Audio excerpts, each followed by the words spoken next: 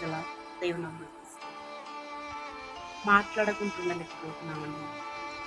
మాట్లాడాలని ఉంది, చాలా ఉంది మాట్లాడాలని, కానీ మాట్లాడలేక ఉండలేకపోవచ్చు. అదేనండి, ప్రవీణ్ పగడాల కోసము, అన్నయ్య కోసము ఎంత చెప్పుకున్నా తక్కువేనండి. దేవుని నామములో ఆయన దేవుని యొక్క పని కంప్లీట్గా చేసి ఉన్నాడండి.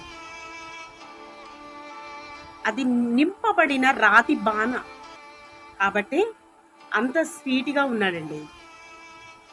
కానాని విందులో నింపబడిన ఒక రాతి బాణలాగా అన్నయ్య నింపబడి ఉన్నాడు.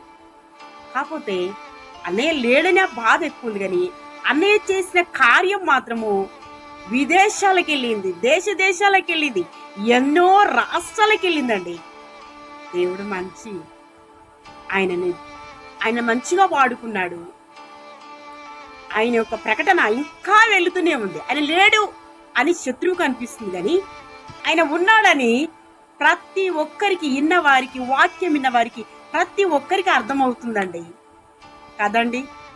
అలాంటి అన్నయ్య లేకపోవటము మనకు బాధ అనిపిస్తుంది, కానీ దేవుని సువార్త ప్రకటన మాత్రం వేగంగా దేశాలు వెళ్ళిపోయిందండి కదండి.